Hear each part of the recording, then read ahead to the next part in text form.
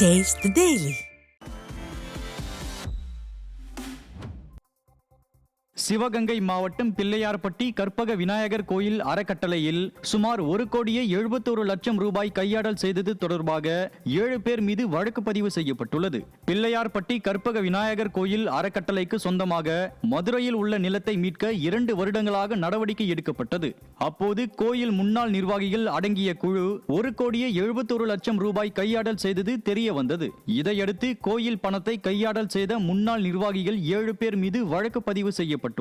திறனற்ற திமுக அரசின் அறநிலையத்துறையின் நிர்வாக குறைபாட்டால் கோயில் பணம் கையாடல் செய்யப்படுவதாக குற்றம் சாட்டியுள்ளனர்.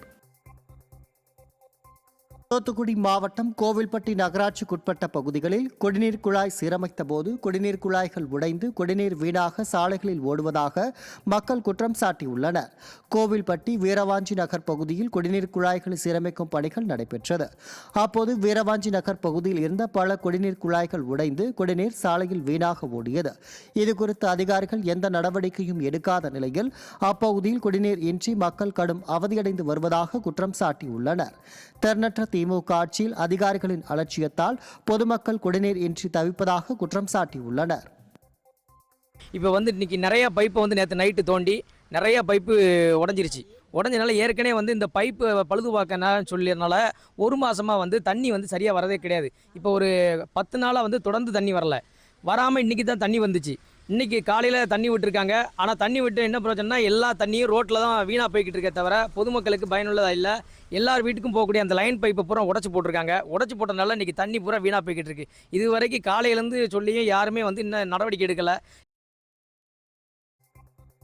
சேலம் மாவட்டம் இளம்பிள்ளை அருகே அதிமுக சார்பில் நிழற்குடை அமைப்பதை தடுக்க முயன்று அராஜகத்தில் ஈடுபட்ட திமுகவினருடன் அதிமுகவினர் வாக்குவாதத்தில் ஈடுபட்டனர். இளம்பிள்ளை அருகே இடங்கன சாலை நகராட்சிக்குட்பட்ட சாத்தம்பாளையம் செல்லும் சாலை பகுதியில் அருள் என்பவரின் வீட்டின் முன்பு அதிமுக சட்டமன்ற உறுப்பினர் சுந்தரராஜன் தொகுதி நிதியில் இருந்து 7 லட்சம் மதிப்பில் புதிய நிழற்குடை அமைக்க திட்டமிடப்பட்டது.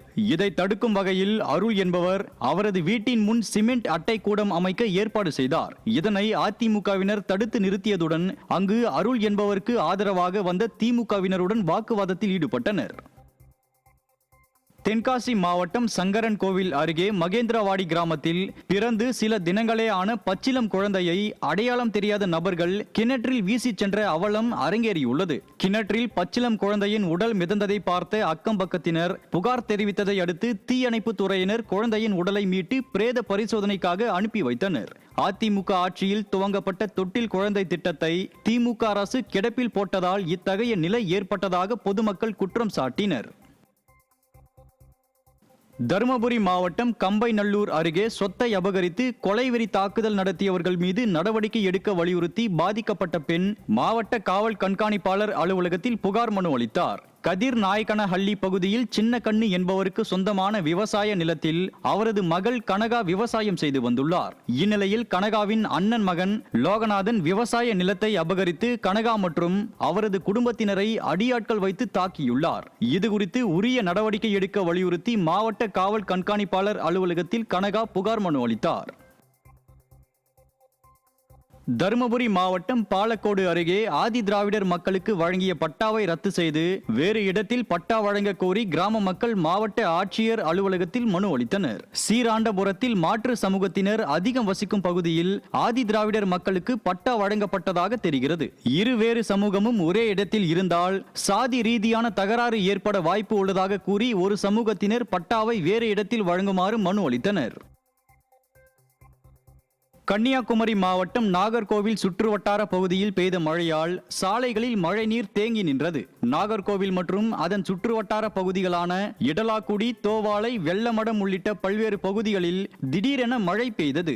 இந்த மழையால் சாமித்தோப்பு பகுதியில் சாலையில் மழைநீர் தேங்கி நின்றதால் பொதுமக்கள் மற்றும் வாகன ஓட்டிகள் கடும் அவதியடைந்தனர். ஸ்டாலின் அரசு முறையாக மழைநீர் வடிகால்வாய்களை அமைக்காத திண்டுக்கல் மாவட்டம் பழனி நகராட்சி ஆண்கள் மேல்நிலைப் பள்ளியின் 100ஆண்டு விழா கொண்டாடப்பட்ட நிலையில் பள்ளியின் கட்டடங்கள் பாசி படர்ந்தும் வண்ணம் பூசாமலும் இருந்ததாக பெற்றோர்கள் குற்றம் சாட்டியுள்ளனர். பழனி நகராட்சி ஆண்கள் மேல்நிலைப் பள்ளியின் 100ஆண்டு விழா கொண்டாடப்பட்டது.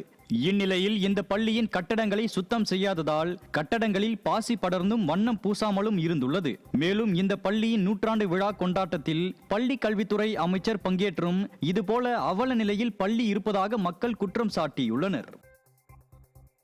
சென்னை திருவல்லிக்கேணி பகுதியில் உள்ள பக்கிங்காம் கால்வாயில் ஏற்பட்டுள்ள அடைப்பால் கொசுக்கள் அதிகளவில் உற்பத்தியாகி பொதுமக்களுக்கு கடும் பாதிப்புகளை ஏற்படுத்துவதாக குற்றச்சாட்டு எழுந்துள்ளது. திருவல்லிக்கேணி பகுதியில் உள்ள பக்கிங்காம் கால்வாயை திறனற்ற திமுக அரசு முறையாக பராமரித்து தூர்வாராததாலும் கால்வாயில் குப்பைகளை கொட்டுவதாலும் கழிவுநீர் தேங்கி நிற்பதாக மக்கள் குற்றம் சாட்டியுள்ளனர்.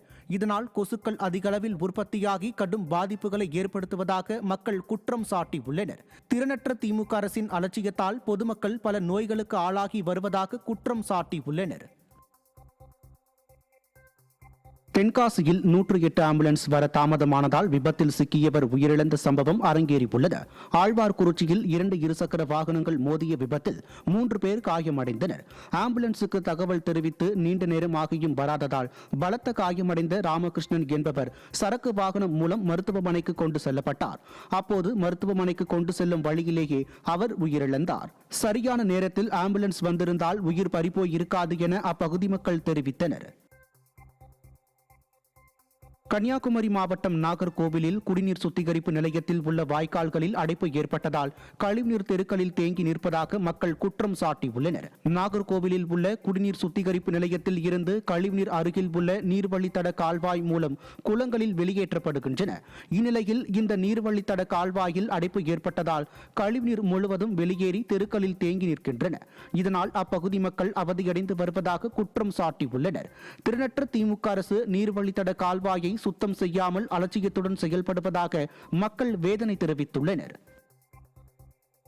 கெவினிப்பன்னு பார்த்தாச்சு, நாங்களும் என்னெல்லாம சொல்லி பார்த்தாச்சு, ஒருத்தரும் பார்க்க மாட்டாங்க. எங்களும் இப்ப ரொம்ப கஷ்டமாப்படுங்க. நாங்க வெளியில இறங்கி ஒரு ஆஸ்பத்திரிக்கு வர போக வழியில் பாதிப்பா நீங்க வந்து பாருங்க. ஒரு ஆஸ்பத்திரி போதுக்கு அப்பதே புறப்பட்டீங்க, இன்னும் போக முடியல, நடை விட்டு இறங்க முடியலையே. தண்ணி ஓவரால போகுது. நோயெல்லாம் வந்தாச்சு, நீ ஒண்ணு குறவு இல்லை என்ன பாருங்க. இந்த ஓட நிறைஞ்சுங்க பாய் மேலு கை காலங்க பாருங்க. நான் நோய் வந்தாச்சு. இன்னும் இதுல எந்த நோய்க்கு மேல நாங்க என்ன செய்யணும்?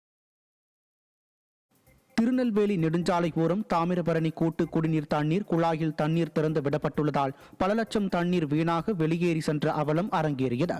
சங்கரன் கோவிலில் இருந்து திருநெல்வேலி செல்லும் சாலை ஓரத்தில் தாமிரபரணி கூட்டு குடிநீர் தண்ணீர் குழாயில் அதிகப்படியான தண்ணீர் வெளியேறி வீணாக வெளியே சென்றது. நிர்வாக திறனற்ற ஸ்டாலின் அரசின் அதிகாரிகளின் அலட்சிய போக்கே இதற்கு காரணம் என பொதுமக்கள் வேதனை தெரிவித்தனர். சென்னை அம்பத்தூர் தொழிற்பேட்டை காவல் நிலையம் மற்றும் காவலர் குடியிருப்பு அருகில் சாலை ஓரம் கொட்டப்பட்டுள்ள குப்பைகளால் பொதுமக்கள் கடும் அவதியடைந்து வருகின்றனர். காவலர் குடியிருப்பு அருகில் குப்பை தொட்டிகள் கூட அமைக்கப்படாத நிலையில் சாலை ஓரங்களில் அப்பகுதி மக்கள் குப்பைகளை கொட்டி செல்கின்றனர். இதனால் துர்நாற்றம் வீசி சுகாதார சீர்கேடு ஏற்பட்டுள்ளது. எனவே விடியா திமுக அரசு இப்பகுதியில் உடனடியாக குப்பை தொட்டிகளை வைப்பதற்கு நடவடிக்கை எடுக்க வேண்டும் என பொதுமக்கள் வலியுறுத்தியுள்ளனர்.